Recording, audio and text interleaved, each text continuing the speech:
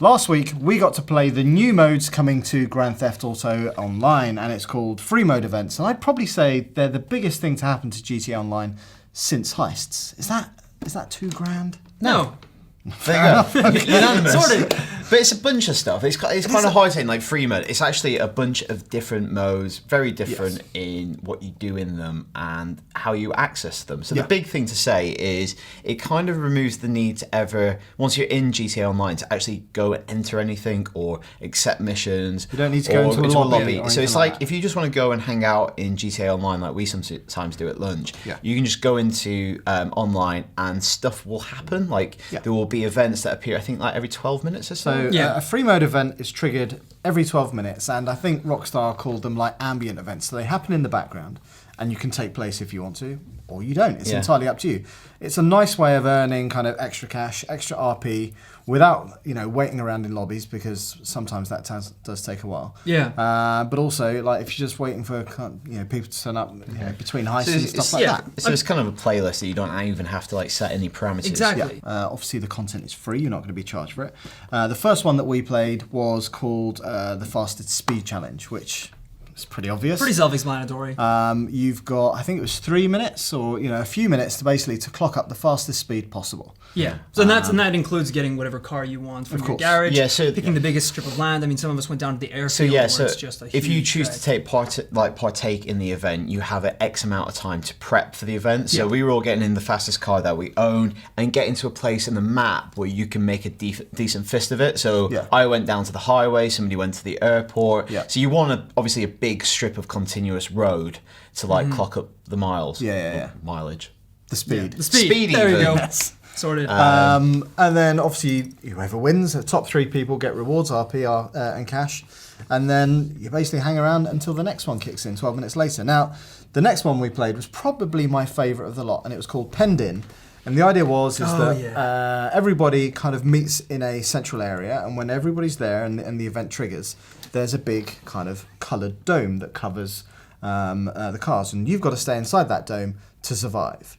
Now, the dome moves around the map, and over time it shrinks and shrinks and shrinks. So it's hard to stay in. It goes over kind of crazy obstacles and through terrain that not all cars or bikes can get up. Yeah, it's quite difficult to predict the path as well. A lot of the times it'll go down a road and then kind of turn, throwing everyone off. And all it takes is to be, if you're outside the circle for 9 seconds, 9 seconds. Isn't it? 9 consecutive seconds, your car explodes and you're out of the race. It is worth mentioning as well, I think it caps off at about 15, 16 people can play at one time. You can still go to the event when those people are playing and be a spectator, watch everyone else playing and sticking it out. It's really kind of tense and funny because you'll get to a point where the dome is near, say, a building and you don't know which way it's going to go, and you might have to go out of the dome to drive around the building to ultimately get back in the dome on the other side, but the dome might change direction and leaving you stranded. So it's, there's lots of tactics. There you go. And sometimes you might need a faster car. There's lots of different tactics to go Well, even at the end when I think it was you, me, and someone else from Rockstar, and the dome was only large enough to fit one car in right at the end. Jostling and, so you just kind of go through and then your countdown begins again and you all have to just keep driving through. And that one's a lot of fun. It was great. Very chaotic. Very, very fun. The next one was called Criminal Damage, and the whole idea of that is basically to cause as much damage as possible. So rocket launcher in cars, causing massive pile-ups. Yeah. We got in a bit of a kind of fracas, just you versus me. Didn't actually cause that much damage. I thought it would be like a tactical thing. You take out your enemies, and then when they're dead, you can destroy things. Steal their stuff. It wasn't, because they respawn and they kill you, and then you become a feud while everyone else is destroying things. You did, so you spawned your own helicopter. Well, I had quite a clever start. I spawned my own golden helicopter and then blew it up with a rocket and just shot to the leaderboard immediately. Of course, I had to pay for that, which wasn't very good, but the instant gratification was incredible. But it's quite a clever way of doing it. It's like classic Rampage. You don't get wanted level. Yeah. But what's key about that challenge is I completely screwed myself because I didn't get into a good starting position. I was just in the middle of nowhere. Where in the time before the event kicks off, you want to get somewhere like a tunnel on a freeway where cars going to be coming to you. Because once you destroy everything around you, then you're going to have to lose time traveling somewhere. So it's actually thinking about where you want to be once the event starts is kind of a tactic. Yeah, because I was playing in a buzzard because I thought, well, aerial advantage, just look down and shoot the crap out of anything with my rockets, but in Blew there him with his homing launchers. It's like brilliant. And then there was like 500 grand to me in the damage points. But yeah, I was literally stuck in the middle of nowhere after that with Great. like nothing. So It's fun though. Yeah. Definitely.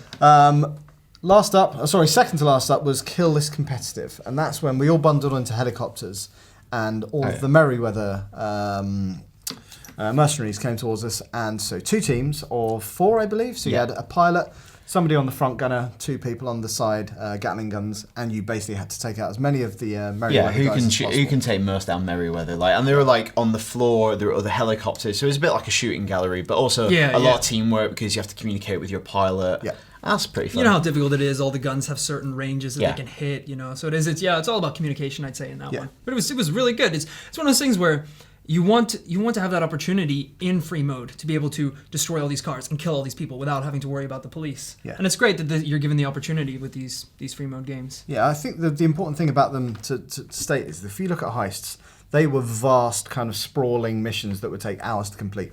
These are snackable, more kind of bite-sized, 5-minute kind of like ways to kind of pass the time within the game. Apart from the next one, which can be run up to 30 minutes, I think so, yeah. Which is Beast Mode, which I think is Hunt kind of the Beast. Hunt the Beast. Yeah. Which I is went Beast Mode which is in kind Hunt of the the most unusual and slightly supernatural of these new modes. And what it is, somebody is randomly selected to be the Beast, and as the Beast, they are superpowered, they're faster, they're stronger, they can soak up more damage, and they look like Michael J. Fox in Teen Wolf. Which is the greatest thing of all time. Yeah. It was incredible. So it's the same with all these challenges. Once it appears on your phone, everyone opts in, and then someone is secretly selected as the Beast. So even when you're playing with your friends, you don't know who the Beast is. So when we were playing with Rockstar, I actually got selected by the Beast. I was laughing and smiling the whole time, so I didn't do a very good job of containing the fact that I was actually the Beast. So the dynamic is, you're the Beast because obviously you look very different, but Exactly. everyone else playing can't see the Beast. So appear on the map. you're invisible to us. And as the Beast, you've got to visit 10 locations dotted around the map. Yeah, different checkpoints. And when you go to those locations, you're visible on the map for 10 seconds, and so the second location you're visible for 20 seconds, 30 seconds, and so Builds on, and builds. making it harder for you and easier for us to identify you. Yeah.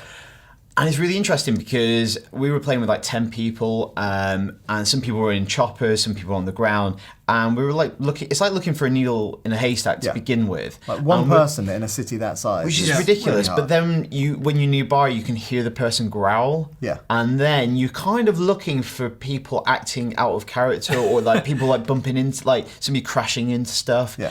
But you had a cool moment where you visited one location and you kind of hoodwinked everyone. So everyone was kind of sprawled all over the map, and I visited my first location, and then of course I pop up on everyone's map, so they all know where the Beast is. So they all kind of swarmed to the checkpoint location, and instead of trying to take off in like a jet or a motorbike, I actually hopped into a garbage truck and just drove very civilized, following all the stop signs and everything down the road.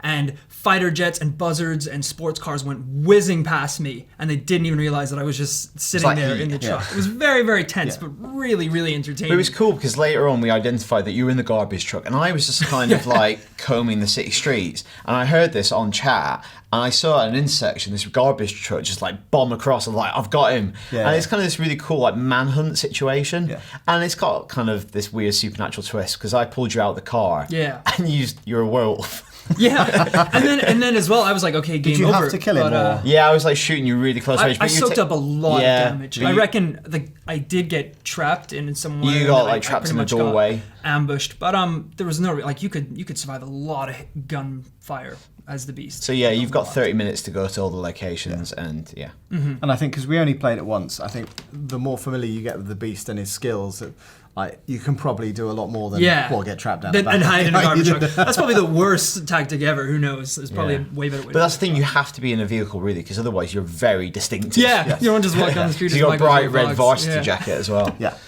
So there are also going to be another 10 ambient events happening around launch, kind of all sort of based off similar themes. But also coming out at the same time is 2 new adversary modes. One was Cross the Line, which we played, which was a 4v4. Well, I guess it's just it's a bit like a deathmatch, It's really. like Bulldogs Across. Yes. So it's like two lines, and one's a red line, one's a blue line. There's a red team, blue team, and you've got to get across the opposite line, but you have to get all members of your team across that line. Yeah. And that sounds easy, but it's actually quite difficult. Because there's not a lot of cover, really. There's not a lot of cover. Limited it's quite weapons easy to as die well. if you get stuck in the middle. Yeah.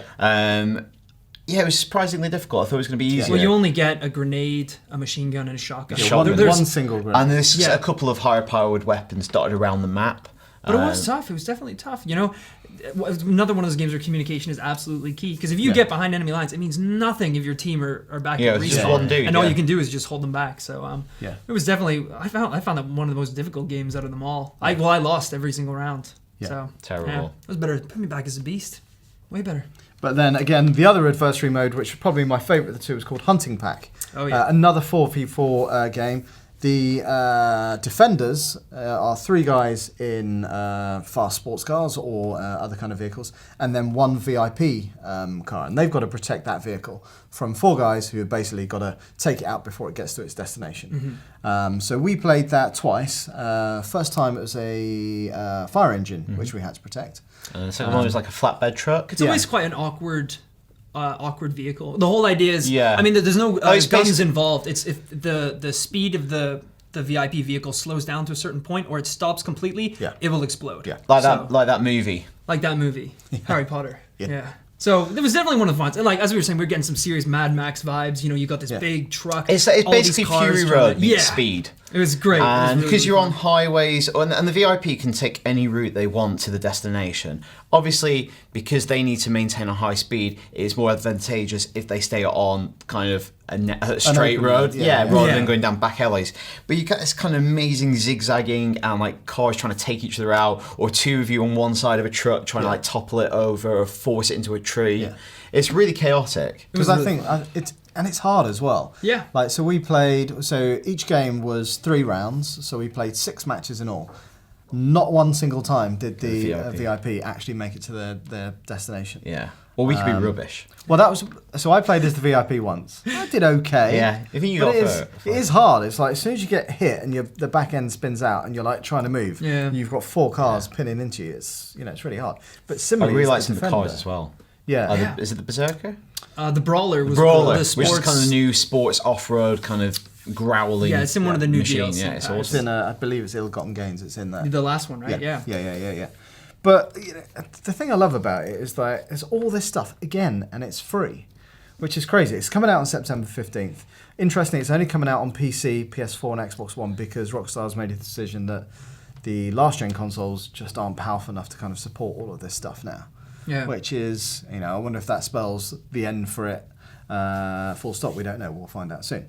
But the other kind of nice few things about it, you can make packs with other players if you want to during some of them. So rather than in penned in, you can make packs with other people to push other people out the circle, and then you share the prize winnings together, and you do it all through the kind of the quick menu. That's on the, really sneaky. on the touchpad. Yeah, like obviously we didn't know that, but I heard some of the Rockstar guys talking about. And then these are like lots of kind of meta games where like one of you could then choose like a Jeep or something or a tractor. Yeah. Like to just clear out a bunch of people and take one for the team. Yeah.